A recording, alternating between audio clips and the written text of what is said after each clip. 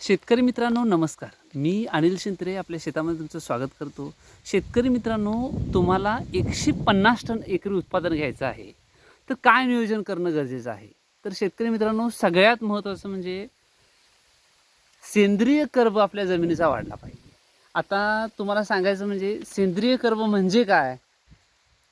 तर पालापाचोळा जे सेंद्रिय पदार्थ आहेत, म्हणजे तुमच्या शेतामधील पहिलं पीक जे आहे ते कोणतं आहे हे पण महत्त्वाचं आहे. आता समजा ऊस आहे, त्या ऊसाचा पाला, शेणखत, मळीचं खत, कोंबडीचं खत, कोणत्याही प्रकारच्या सर्व प्रकारच्या जे प्राणी आहेत त्यांची विष्ठा म्हणजे सेंद्रिय कर्ब. हे जे गजरी गवत दिसते तुम्हाला, याचं मटेरियल म्हणा, कोणत्याही पद्धतीचं शेण असून दे, कोणत्याही प्रकारच्या प्राण्याची किंवा पक्ष्याची विष्ठा असून दे, ही सर्व विष्ठा तुमच्या जमिनीमध्ये असणं सगळ्यात महत्त्वाचं आहे. त्यानंतर आडवी उभी नांगरट करणं सुद्धा सगळ्यात महत्त्वाचं आहे. खोल नांगरट करणं गरजेचं आहे. खोल नांगरट का करायची? तर जमीन तुम्हाला सुपीक बनवायची असेल तर सगळ्यात महत्त्वाचं आहे जमिनीच्या मातीवर काम करणं. आणि तुमच्या जमिनीमध्ये जास्तीत जास्त सेंद्रिय घटक ज्यावेळेला असतील त्यावेळेला तुमच्या मातीचा पोत 100% सुधारतो. कारण आपण जी टाकलेली जी खतं आहेत शेतकरी मित्रांनो, ती चांगल्या पद्धतीनं विघटन करून पिकाला पुरवठा करायचं जर का असेल तर तुमच्या जमिनीमध्ये जीवाणू असणं गरजेचं आहे, बॅक्टेरिया असणं गरजेचं आहे. आणि त्या बॅक्टेरियांचं जे घर आहे ते म्हणजे सेंद्रिय कर्ब. तुमच्या लक्षात येते का बघा? सेंद्रिय कर्ब म्हणजे बॅक्टेरियांचं घर आहे आणि त्यासाठी सेंद्रिय कर्ब असणं सगळ्यात महत्त्वाचं आहे. आता 1 नंबर झालेला आहे शेतकरी मित्रांनो सेंद्रिय कर्ब. 2 नंबर आडवी उभी चांगली खोल नांगरट करायला घ्यायची आहे आपल्याला. त्यानंतर सरी सोडायचा विषय येतोय. आता तुम्हाला अडसाली जर का लागण करायची असेल तर जून, जुलै आणि ऑगस्टच्या पहिल्या आठवड्यामध्ये तुम्ही लागण करू शकताय किंवा जून, जुलै ही अडसालीसाठी 2.5-3 महिने आहेत. तर समजा तुम्ही 15 जूनला तुम्ही रोप लागण करत आहात, तर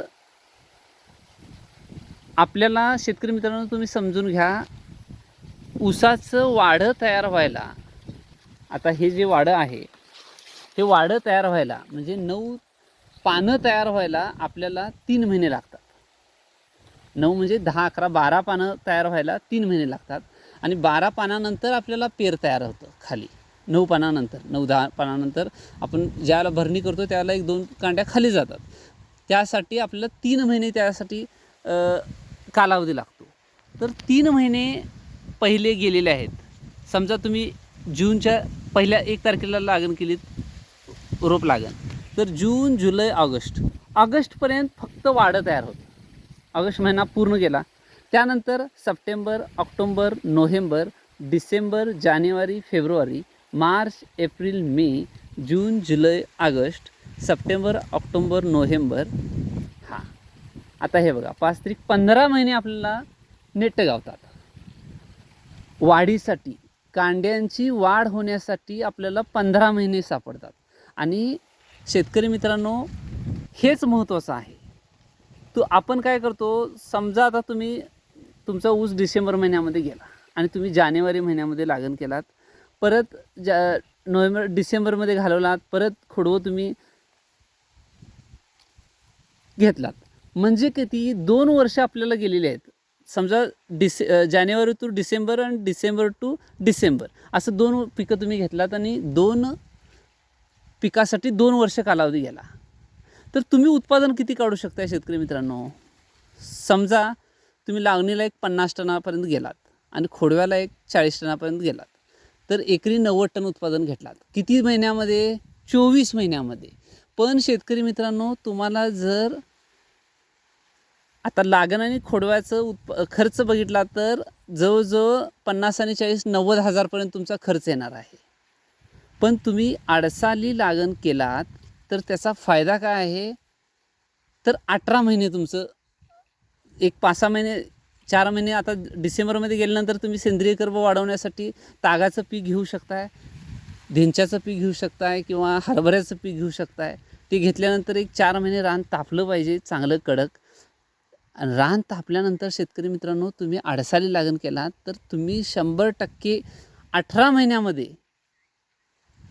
कमीत कमी 100 टन. त्यानंतर माझं एक्सपिरियन्स जो आहे तो तुम्ही वापरला तर 150-150 टनापर्यंतसुद्धा तुम्ही सहज गाठू शकता शेतकरी मित्रांनो. त्याबद्दल काहीही शंका नाही आहे. तुम्ही 150 टन गाठायचं असेल तर लागण जी आहे ती आडसाली करावी लागेल. आडसालीशिवाय पर्याय नाही.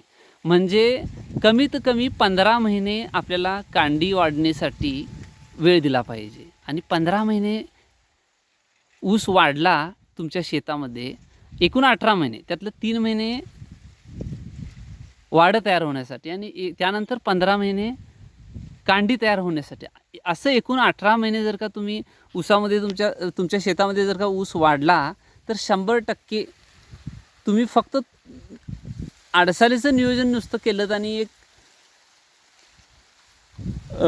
मी सांगतो त्या पद्धतीनं तुम्ही थोडं जरी केलं, फर्टिलायझर व्यवस्थित चालवलं, एक 5-7 फवारण्या घेतल्यात तर 100% तुम्ही 100 टनाला चढ सहज जात आहे. पण तुम्ही खर्च किती करणार आहात त्याच्यावर अवलंबून आहे. 125 टन 150 टन तुम्हाला 150 टनाला जर का जायचं झालं तर कमीत कमी 1 लाखाच्या वर खर्च करावा लागेल खतासाठी. ओव्हरऑल संपूर्ण खतासाठी खत म्हणा, फवारणीचं शेड्यूल, खतांचं शेड्यूल, बाहेर भरणीचं शेड्यूल, त्यानंतर बेसल डोस, या पहिली नांगरट, ह्या सगळ्यांचा मिळून पहिल्यापासून ज्या वेळेला आपण नांगरट करायला चालू करतो त्यापासून ऊस तोडूपर्यंत तुमचा जर खर्च एकरी 1 टनाला 1000 रुपये खर्च येतो शेतकरी मित्रांनो.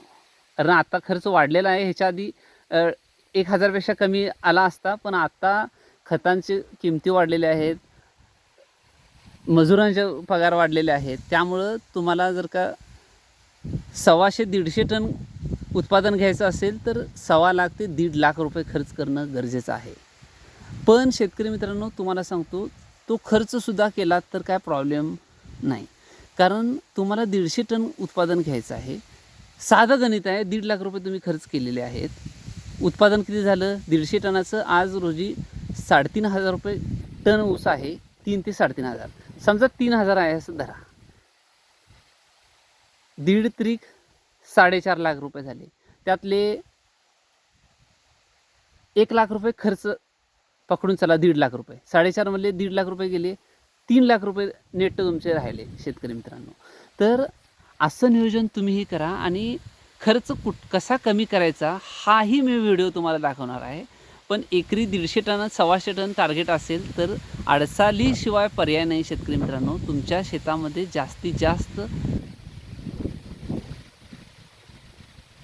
ऊस वाढला पाहिजे, जास्तीत जास्त महिने ऊस वाढला पाहिजे, तरच त्याला आडसाली आपण म्हणू शकतो आणि तरच उत्पादन जास्त येतं.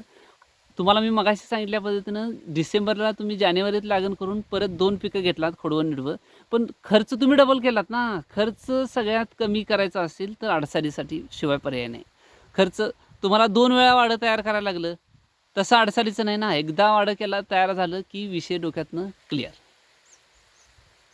असं तुम्हीही नियोजन करा शेतकरी मित्रांनो. माझ्या चॅनलला फॉलो करा, लाईक करा, शेअर करा, कमेंट करा. मी तुम्हाला 100% 125-150 टनापर्यंत सहज घेऊन जाऊ शकतो. माझं मार्गदर्शन तुम्ही घेऊ शकताय. धन्यवाद.